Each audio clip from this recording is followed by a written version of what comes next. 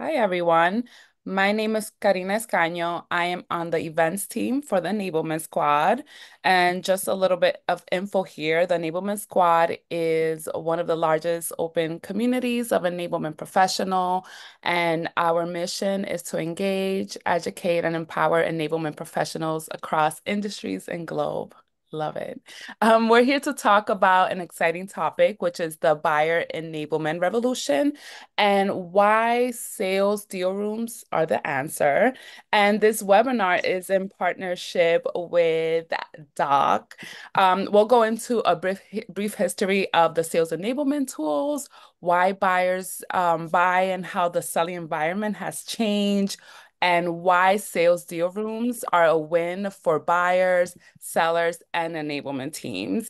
To start it off, I will pass it to Alex Krakow, and we spoke about his last name, and I hope I got it right. He is You the did great. CEO. Thank you. He's the CEO and co-founder of Doc, and we will also hear from our very own Matt Chelsea. And please correct me if I'm wrong with your last name. I'm on a roll You're today. right on it. You're on it. He is the co-founder of the Enablement Squad. And we'll hear from Scott Jacobson, and he's a revenue enablement specialist at Jamf. So, Alex, please take it away. Awesome. Thank you so much for the intro. Thanks for getting my name right. It's funny. My own family like disagrees on how to say my last name. So, it's funny, but yeah, Krakow is how my side of the family likes to say it. But super excited to be here today. Thank you so much for the squad, for partnering with us. We've been building Doc and thinking about Doc quietly for a couple of years now, and it's really awesome to kind of get in front of more enablement folks and sort of share how we see the market changing, how we see things evolving. So yeah, super excited to get into it today. Like I love this Zoom format. We can kind of keep it pretty casual, and so I'm going to run through a few slides. I will try not to make it boring. I don't want to, bore you with too much slideware, but I just want to kind of set the stage on what we're talking about today, how we see that market evolving. Then we'll do a little Q&A, a panel conversation and just kind of talk about, how Zach and Matt are using deal rooms at their company. And then Q&A at the end. I would love to kind of have a roundtable conversation where we all jam and talk about deal rooms, talk about buyer enablement. How are we doing that at our own orgs? And I'll try and like facilitate that conversation. But please, ask questions and would love to kind of make this as interactive as we can. All right, let me share my screen here. Cool. You should be able to see my screen now. We're good. Cool. Let's make it bigger. Beautiful. All right. Thank you. All right. Buyer enablement revolution and why sales deal rooms are the answer. So we're going to talk a lot about this concept of buyer enablement today. And, my, preview on my thesis is, I think this is kind of like the future of sales and sales enablement. Oops. Cool. So a little bit about me. So I started this company, Doc, about 3 years ago. But before that, I worked at this company called Lattice. It's this HR tech company. We did like performance management software, and I was lucky enough to join it really early on as like the third employee, first marketing hire, and I ran marketing there for almost 5 years. And we experienced a ton of growth. Right, this was like classic ZERP era, scaling businesses. Right, the company just kind of grew insanely fast over the 5 years I was there. And I like to think I had somewhat of a hand in helping do that. And, a huge part of my role was enablement, right? Enabling the internal marketing team, enabling the sales team. I approached it oftentimes from the marketing perspective, product marketing. How do we, enable around launches? How do we train new reps? But I often would partner a lot with the sales enablement team. And we actually didn't even have a sales enablement team for a while at Lattice. So I was kind of, doing a lot of that in partnership with the sales, team. And yeah, while I was at Lattice, I noticed this enablement challenge, which we can get into, and built a prototype of Doc, a kind of a crappy version of it, and then quit a few years ago to start Doc. And the quick version of what Doc is, it's a client-facing workspace you can use across the customer lifecycle. So you can use it as a sales deal room, you can use it as a customer onboarding portal, you can use it as like a client portal for ongoing relationships. So yeah, it's been a fun journey. We're still a seed stage startup. And then a little personal stuff about me. I live in San Francisco. I'm actually a new dad. I have a 2-month-old at home. So my wife is watching him while I'm trying to watch the dog as I do this webinar. So if you hear a dog bark, I'm sorry, because I'm a puppy. So Carter's the little boy, and Bodhi's my puppy. All right. enough about me. We already talked about the agenda, so I will skip over that. So from my standpoint, I think sales enablement has really historically focused sort of internally, right? It has primarily been focused on sales reps, right? As an enablement function, we think about like, all right, how do we ramp sales reps faster? Right? How do we onboard them? Right? That was all like one of the biggest ways to kind of hit the company's numbers, right? The more reps we have, the better chance we'll have to kind of hit those end of year goals. And so enablement, one of the primary functions of enablement historically has been on ramping sales reps. And then of course there's the ongoing training, right? Product certifications, if there's new products coming out, competitor training, different things like that. Again, it's all using the salesperson as the conduit to get to the buyer. Same thing with this finding content, finding sales content, organizing. We all have these giant content repositories where you can put your both internal facing content and external facing content. And then probably the least fun part of enablement and operations job is like the CRM hygiene side of things, right? We all, leadership wants their beautiful dashboards, but to get the dashboards, we need the reps to put in the information in the right ways. And so we are constantly kind of coaching the reps on how do we get there. And so I think this has, been a lot of what we focus on as a function over the last couple of years. And the solutions that have been built for the industry, both software and other, I think sort of match this, right? And so there's a bunch of different, I kind of try to put it in 3 different categories. I'm sure there's others, but right, when it comes to finding sales content, right, companies are either using more internal wiki style solutions, think your Notions or Confluence or Gurus. Then when it comes to training sellers and finding sales content, there's these giant sales enablement platforms that kind of bridge the gap or kind of do both things, right? Seismic, HighSpot, Showpad, MindTickle, right? There's this giant, category of incumbent software there that, both helps train sellers and find the content that they need. And it's been these amazing platforms that have transformed sales organizations. Then there's a bunch of point solutions that have emerged when it comes to training sellers, right? Learning management systems like WorkRamp. And then every organization at some point is like, let's roll out a sales methodology. And so we try and train sellers on Sandler and Medic. And, I'm sure there's others I'm forgetting, but these are all things that we think about as we try and control that sales experience. And then it goes into, all right, how do we make sure that the customer data is correct? So again, we can get those dashboards, but then we can also coach sales reps as they need things. And, Salesforce, HubSpot, CRMs are those main tools. But then, we've tried to innovate there when it comes to things like Scratchpad, right? To make, data entry a little bit easier for sellers. So I would say historically, we've really focused on kind of this seller experience. But the selling environment has completely changed. And I think we can all violently agree with this, right? We went from kind of this ZERP grow era to now we're all spread across the world, right? We probably have more distributed teams than ever. It makes it super hard to train different reps, ramp, especially junior AEs. It's really hard. It's hard to get visibility into what's going on. We've all been forced to kind of do more with less, smaller teams, same big goals, and selling is just getting harder. Every deal seems to require CFO approval. Software budgets are shrinking. The way we think about it is like a SMB mid-market deal kind of starts to feel almost like an enterprise deal where you need to multi-thread and build champions and it's just this long sales cycle where you have to get buy-in. And so the selling environment has completely changed. And not only has the selling environment changed, but I would argue that the way buyers behave has completely evolved. And so this is a lot of stats, but I thought it was like kind of a good summary of like all the different things that buyers want out of the sales cycle today. And they care most about the sales experience, right? They want a personalized sales experience that helps them with their research, makes you look like the expert as the seller. And they want it to be consistent, authentic, transparent, trustworthy. And it's really about not only like what you're selling, but the vibe you're giving as you're selling. That's so important. People want deep partnerships with their sales teams. And so I think all of these things that are happening in the market are culminating into a big shift in the industry. And I would argue we need to kind of shift our mindset from not just sales enablement, but also start really thinking about buyer enablement? How do we think more about the buyer experience? How do we help our sales teams enable buyers? I think this is like a really important shift for us to keep growing and being successful in this world. And so what does buyer enablement actually mean? The simplest way I think about it is how can you make it easy for your buyers to buy? But I think it's also really helping them meet their goals, right? It is not just trying to close the deal, right? It is really helping to solve problems and be a consultative seller. And so what does this mean in practice? I think the first thing I just was touching on, right? How do you help them meet their goals? How do you kind of understand the buyer's problems and map it back to your solution? How do you co-create business cases? I think this is one of the most important things you can do to win deals today. And then how do you make sure that the buyer's actually making the right decision for their business? It's okay to recommend a competitor if you don't think it's a good fit, right? And you want to make sure that people are buying authentic solutions that actually meet their goals, because we all want customers who don't just churn at the end of the annual contract, but renew and build strong partnerships. And so it's all about how do you make sure that you're really having this honest conversation around a product fit and whether it's actually a good thing.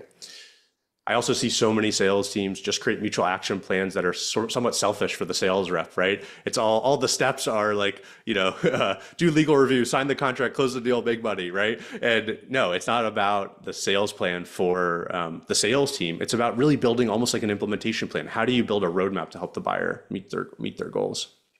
Then it's also about supporting the buyer in their research. You want to put yourself in the buyer's mindset. They don't know a lot about your tools, your market, most likely. I think I saw some stat from Gartner that like in the entirety of a sales cycle, they'll probably only spend 5% of their time with you.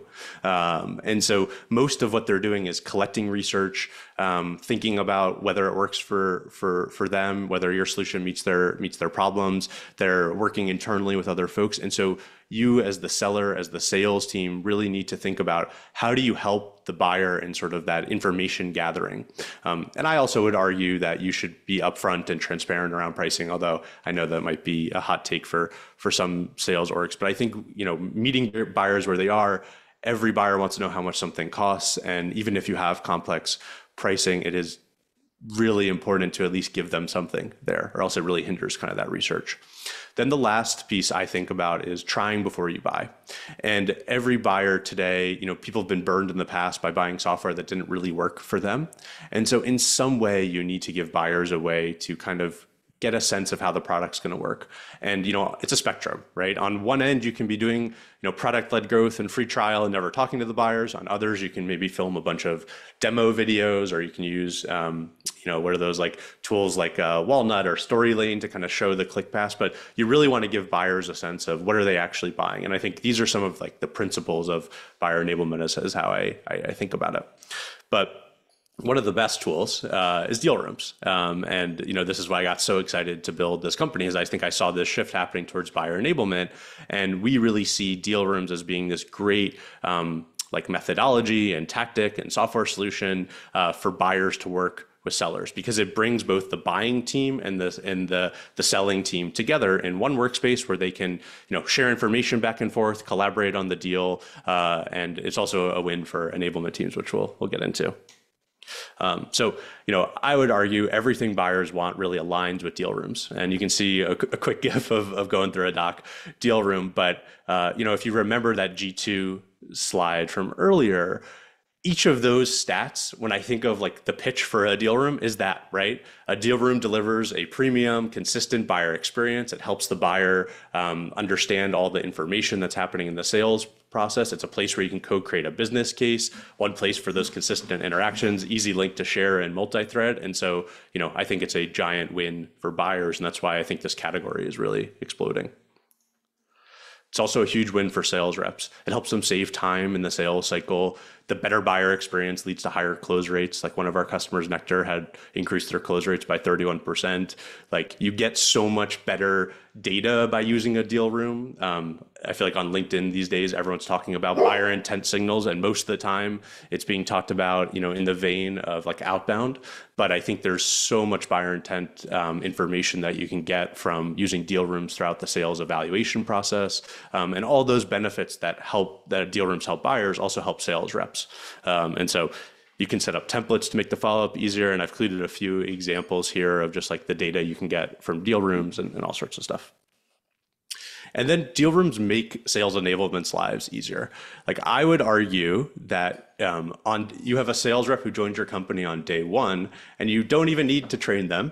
You could just put them in a deal room and they'll have perfect follow-up every single time, right? And obviously they would suck at a demo call and talking live to a customer, but deal rooms make the follow-up perfect even on day one for a customer. And you can even use deal rooms to train rep, but it's the perfect follow-up every time. And it also helps develop a really clear framework for what gets shared. Like in the bottom here, you can see kind of the nav bar of a deal room. And what you can do with deal rooms is kind of pre-program all of the content that gets shared out throughout the customer lifecycle. And so you can develop this clear framework that basically says, hey, after the demo call, share this information, after this step of the evaluation, share this, and so on and so forth, and sort of drip out content. It also means that you have fewer assets to maintain overall. Sorry, my dog.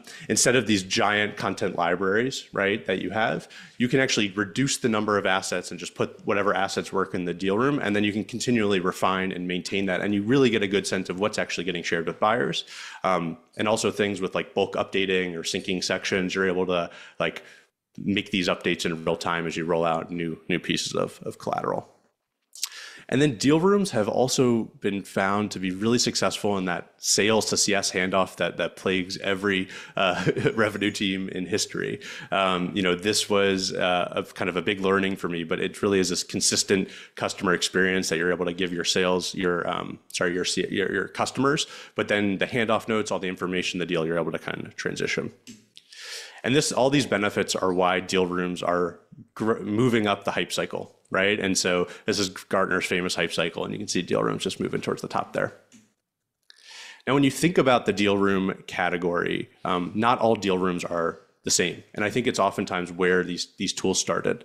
So all the giant sales enablement players, Seismic, HighSpot, have these amazing content repositories and learning management tools, and they have a little deal room module.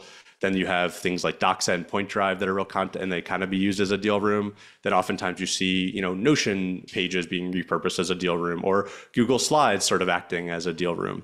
Then you have all these CPQ tools, the Deal Hubs, GetAccepts of the world, who have a thing called deal room, but it's really a place just for the sales proposal to live, and then they've kind of bolted on some content. Then you have this new category of like DSR point solutions, right? Align, Flowla, Trumpet. These are all tools that have taken sort of more of a modern web-based approach to building deal rooms. And then you have some that are really mutual action plan centric. So as you think about the market, as you think about using deal rooms for your organization, you want to think about, I think through this lens. And as I do my own competitive analysis through Doc, this is sort of how I think about it. And, where does Doc fit into something I would love to share?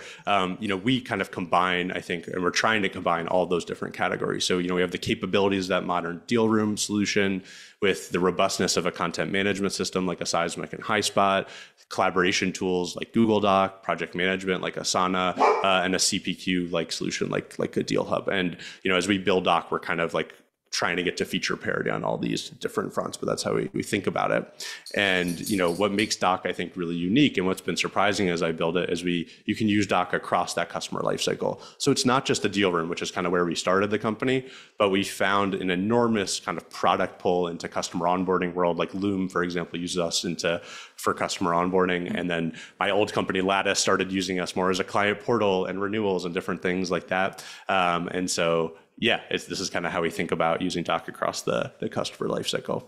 And so yeah, when you think about purchasing a deal room, think about all these different characteristics. I won't read this slide to you, but you want to think about what part of a deal room is most important to you, which of those characteristics, because there's no wrong answer. It's just however you want it to fit in your tech stack. How do you see it being used in your sales process?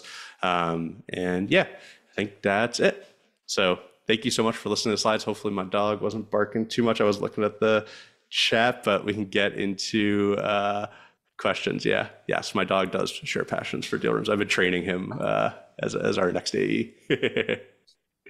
Alrighty. All right, let me pull up my questions here. So I'm super excited to do a little fireside chat or panel, whatever you want to call it, with Matt and Zach. And I would love to maybe start with you, Matt. And do you agree that now is sort of the era for buy all enablement? Do you agree with kind of the premise in the deck that I shared? I do. It's kind of funny. So I was thinking about this when you were going through that, and I was like very heavily focused on one point of like customer enablement, right? Like that was a big area that we really started focusing is how do we retain those customers? And sales enablement, revenue enablement, right? We've always kind of driven like how do we get our sellers to be more of a partner than a vendor? But we never focused on actually getting them in through the door. Like we've done go-to-market plays, we've done, high class marketing, we've done really, guerrilla strategic word of mouth, strategic accounts, buying groups, all of that. But how do we actually enable that? So I think now more than ever, it's not necessarily the AE or the BDR, in my opinion, that's really making the sale. It's the community that the, prospect or prospective client actually is in and what they're saying about it is too. So how do we enable them by use cases, reference materials, having everything all in one good spot to be able to have them, equipped and ready to answer any of those questions that they need to have internally to be able to deliver that information to make a deal go through. And I think your answer like shows the value of the squad too, because I think so much of like buying decisions happen in these like peer groups, talking to friends, and then communities. Of It's course. like these like the dark social thing that everyone talks about, and it's like you as the seller need to control that narrative as much as you can, and like try and Absolutely. put your stake in the ground. And so yeah, the old slide deck I think is hard to do that. Zach, what do you think? Does this resonate with you? This premise? Yeah, yeah, for sure. I think this concept is nothing new, like Matt talked about. We've thought about things like how do we enable along the customer journey, but and I think this is an experience we've all lived, right? Post-COVID, where everything is so digital and us as buyers even have more information and options and expectations than ever before. And what I love about the idea of buyer enablement is that it acknowledges that change, and it's almost a whole enablement approach in and of itself that adjusts for that change. And Zach, like I think you're just starting to roll out deal rooms at your Yeah. company. Can you talk a little bit about like the decision process to start using a deal room and then kind of how's it been going so far? Where are you at in that process? Yeah, for sure. So a little background, we're kind of in the middle of our implementation. We're just starting to roll it out to a lot of reps. We're getting a lot of hype around it. Everyone's excited. But we started this when it was essentially launched as an add-on to our content repository system. And then we realized, hey, this is really something we want to run with. It solves a lot of issues that our buyers were having. And so we've involved a few different teams, mostly our enterprise teams, people that have some larger projects, because as you described, deal rooms, digital sales rooms are great for that customer journey. And that's how we've been defining it with our reps to really help them understand what they do. So it's not a moment in time, it's your journey with Jamf. And that's how we've really been framing it for our reps to use. Create that digital sales room after a little bit of discovery. Walk through how you're going to use it. Keep pointing them back there for all of your content, and then continue to update and further personalize it throughout that journey. And Zach, like, did you build a template like for it? Like, were you just like who built the template? Like, did the sales enablement team say, okay, do this after this stage, that, or did you make it a little bit more free form for reps? Like, how did you think about kind of like the content and stuff you were actually putting in there? Yeah, great question. And I've talked to some peers who have been implementing digital rooms too and heard a few different approaches. But what we did was make one template, but then we encouraged this small kind of beta users group to run with it. So some of them have even gone off and made a dozen templates for it that they've then shared with their teams. But we just provided a really slimmed down basic template number one with instructions on how to personalize it if they really want to dive into digital sales rooms. And then Matt, been your experience with deal rooms? I think you're already implemented a little farther along than Zach and JF. Can you talk a little bit about that? Yeah. So we have been using deal rooms for almost about a year now. We had a very slow adoption with it. Very similar to Zach, right? We did a small implementation rollout with some beta users, and they actually found it very intriguing. We actually saw our win rates actually increase as well too. So Alex, it's good to see that, you and I are kind of seeing the same metrics there, but we actually saw a 28% increase in our closed one for every deal that had a, deal room attached to it. So that was huge for us as we were rolling this out. The other part of our deal rooms is once we did our full, like extensive rollout, we actually did this during SCO. And it was kind of interesting because a lot of our reps are, seasoned, tenured. They've been selling for 20 plus years. They don't want to learn something new. But the way that I actually shared out all of our SCO materials was actually through a deal room. So I was doing internal deal rooms as well to support everybody that was within our organization because not everybody had our CMS as well. So it was great that everybody could get all of the content that they needed, have it right there. And when I was asking people on the very last day when we were going through our deal room presentation was how easy was it to find all of your information for SCO? And we had them rank it on a scale of 1 to 5, and there was not a single thing below a 5. And so everybody found it incredibly easy. And I said, now take that and imagine how your customer could feel if all of their stuff that they had, all the 9 emails that you used to send out to them, go back and look at that email from January 2nd, go back and look at from March. What if everything was all in one spot? And I can tell you right now, we are sitting at an 89% adoption rate on our deal rooms, which has now increased our close one percentage to 48% versus the 28 that we were at prior. So we're seeing a massive increase through that as well too. So it is incredible to see the power of these deal rooms, both externally and internally. And one of the other things that we're doing for our internal to get our new hires accustomed to this is we're actually doing a boot camp digital sales room. So that way, before they even have any of their login information, they can actually go into a deal room and get all of the boot camp materials that they need prior to them even joining our team. Super interesting. It's an amazing story. And I love like the internal adoption metric you shared is interesting. Like, did you roll it out to the whole sales team at once, or was it more like, let's start with a small team and then it kind of like people could self-select whether they wanted to use it? How did you think about kind of that rollout, Matt? 4 people. That's it. 4 people. And it was great to see it. I picked 2 really high performing reps and 2 struggling reps.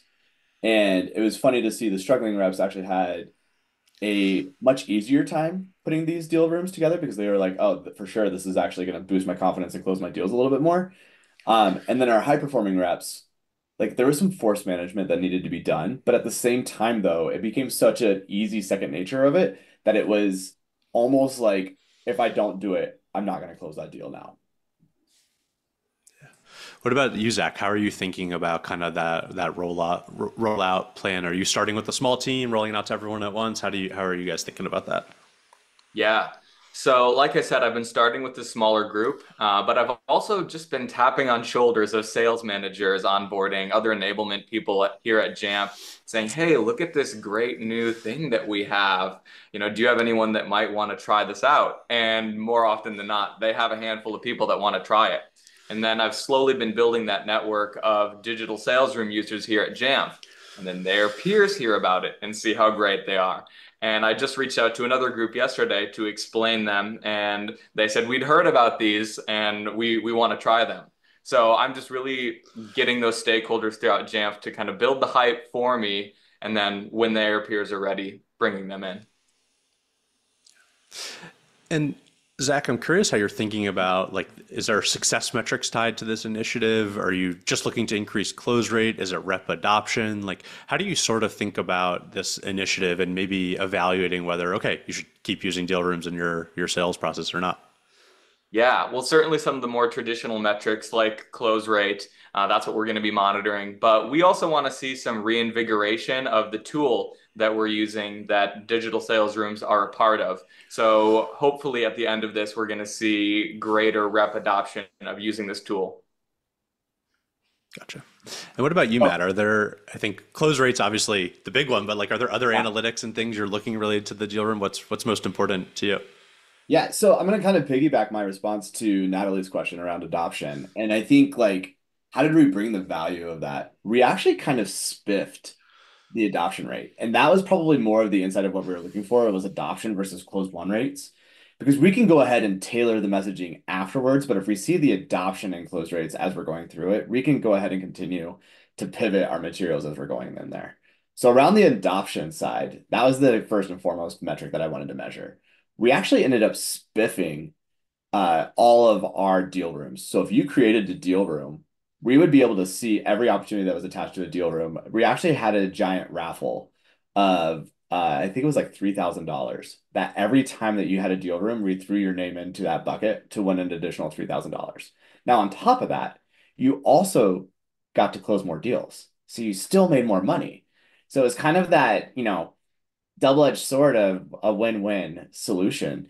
Now, we did see that there were some people that still were not moving that metric, but we actually ended up pulling everybody that wasn't doing a deal room into a deal review.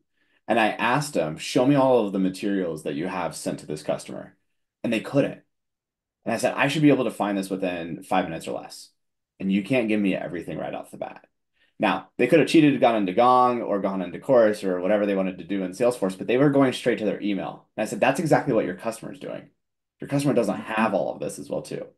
So we actually encouraged them to do it. And I actually ended up doing a bonus for them that if they actually created any deal that actually closed with a deal room, we would actually give them 2 extra bonus entries into that as well, too, to help encourage those non-adopters in there. And like I said, now we're sitting at about an 89% adoption rate. I think like that moment there was kind of that inspiration moment of if you're experiencing this, this is your customer's experience. And there should be no reason why your customer should experience this at all. Yeah, Matt, you're giving me some good ideas for when we're a few months down this implementation timeline too. Hit me up, man. Yeah, I'm here for it. I love that Spiff idea. I haven't heard that one before. I would recommend that to Doc customers. I think what we usually recommend at Doc is just like it really comes down to the template. And so you need to have a strong template, and who makes that can be different in every organization. It can be sales enablement, it can be a sales leader, it can be marketing. It depends on your organization, but it really comes down to what does that template look like? And then the adoption becomes really easy. Reps just have to click a few buttons to take that template, and then they can start to kind of see the value of it. We have found at Doc that, and what's helping grow Doc so fast is that there's a huge bottoms up adoption curve. Is as soon as reps start seeing other reps see a deal room, they're like, whoa, that's a way sexier way to sell. That looks way cooler. And so people start getting jealous. That's interesting. And then, that also helps you kind of even grow to other use cases, maybe beyond just sales. And that's something I'm actually curious about. Like maybe Matt, have you experimented with using deal rooms for other things like customer renewals, which is, essentially a deal for customers, or even customer onboarding? How have you thought about that? Yeah, so one of the things, I haven't done it at my current company, but I've done it in the past. We actually focused primarily our deal rooms on the customer enablement side, which was super interesting. So, of course, there's always a professional services offering at most companies, whether it's a data entry or whether it's secondary training or whether it's like a re-implementation or anything else like that. But we always had that as an included bonus add in our deal rooms to help encourage that those customers would actually enroll in additional services as we were actually going through that renewal process. Now we had the renewal slides that we did in there in the pitch deck. We had the contract MSA links ready to go for them as well too. Mutual action plans of when, hey, if you don't sign by then, this is when your service gets turned off. And then all the recordings. And that really created an urgency for our renewals as well too. Now, most companies, renewals are pretty easy, but it's the additional add-ons or the cross-sell that we really want to focus on. And that is where the deal rooms really played in that. So the professional services offerings, anything extra that we would be able to get on for that additional renewal and decision timelines. That was bar none, probably the easiest way that we did it from a renewal perspective.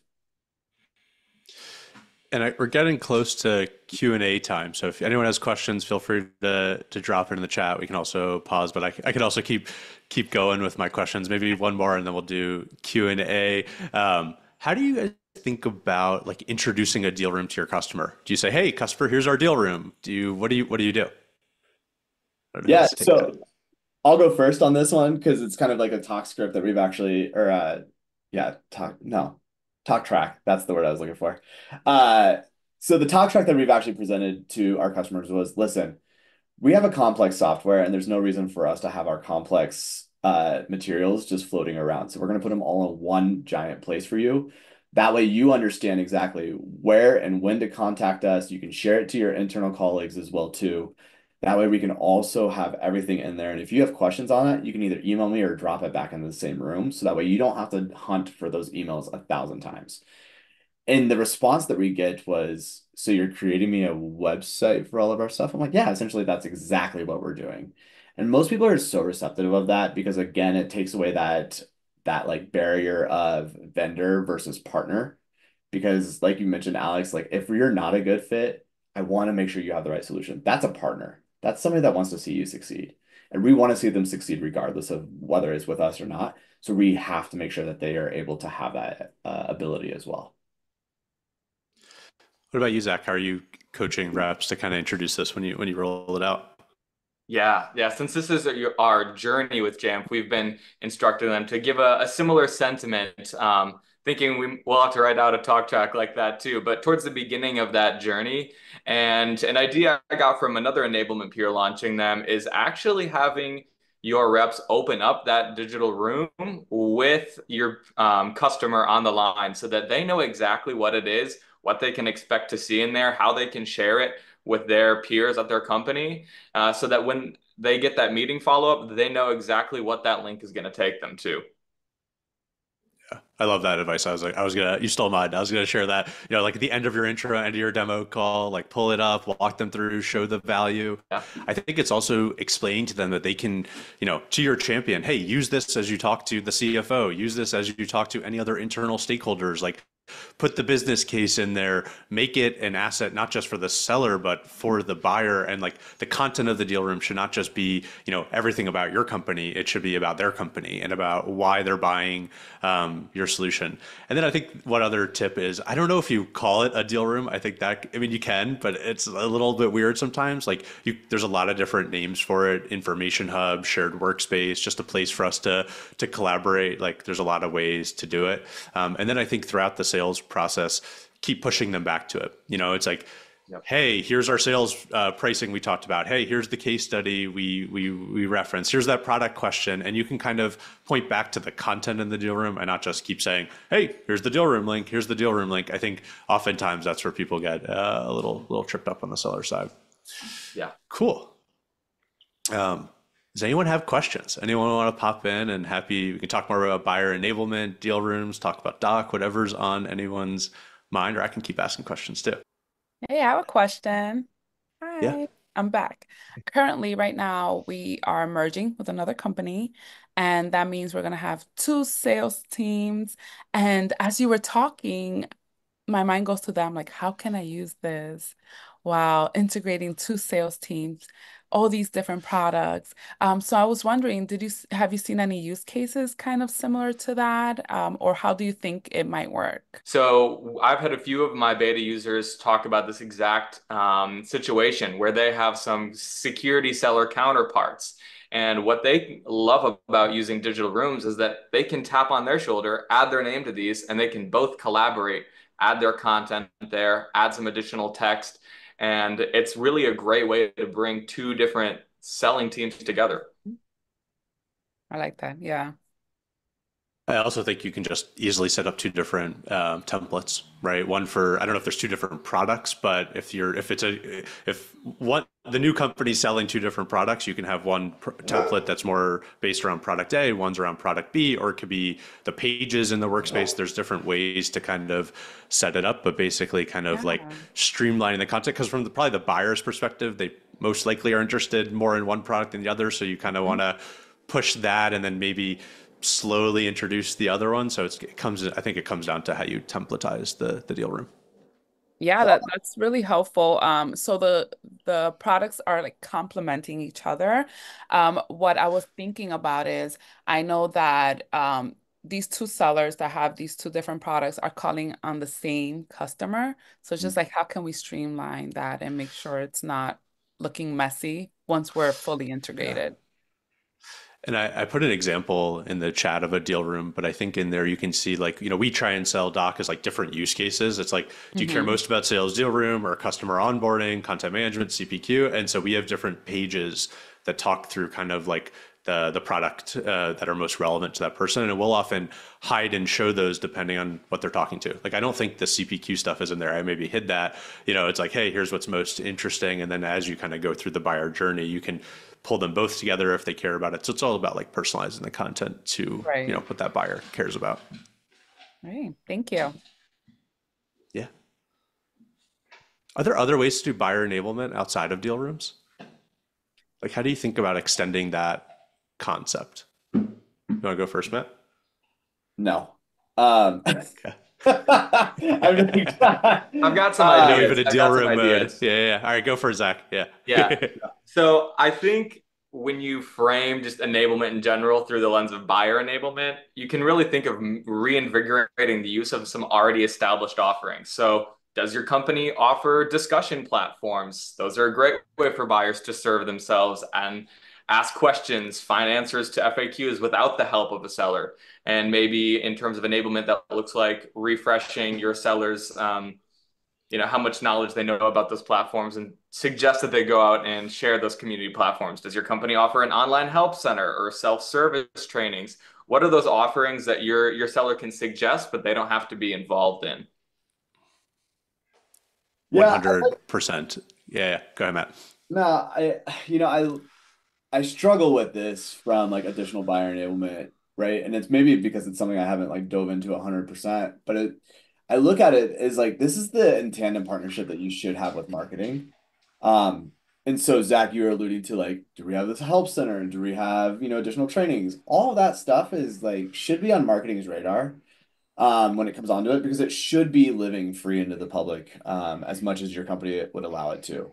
So I Mhm. think it comes into the firsthand experience of where and when do our roles as enablers actually like cross over into working with marketing to have it that way? And maybe that's why I was struggling with this answer was how do I stay in my lane while still promoting the additional enablement for everybody else? And I think a lot of it comes down to, so Zach, very much to your point, is like, do we have all these resources available? If not, we need to get them up there. Like we need to enable almost our marketing team to enable our, prospects or customers or anybody else like that. So maybe I was just looking at it at a different lens from a marketer's side of things, but I think like there's still an avenue that if your messaging is off from the marketing or, site or one pages or, your references, I think a lot of that falls onto the marketing side that we need to be able to enable them as well.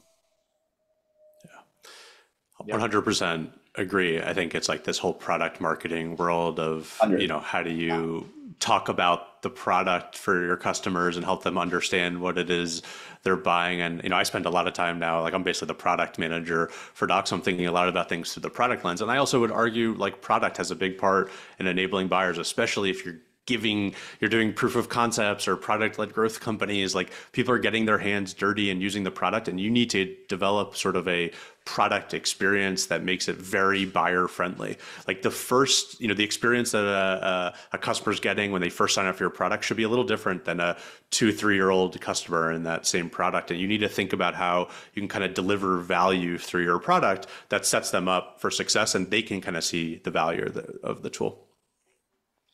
Cool. Any questions, or we can end it there too? Thank you so much for having me this morning. Thanks for spending Tuesday morning with us, and fun to kind of nerd out about a topic I think way too much about, deal rooms. So thank you Yeah. so much for the time today. And Yeah, thank Alex, you, everyone. on behalf of the squad, I just want to thank you for participating in this with us as well, too, partnering up and, getting the word about Doc out there. I'm excited to share this out and really kind of promote what you guys are doing as far as the deal room, because buyer enablement is super huge. We appreciate everything that you're doing in the community as well.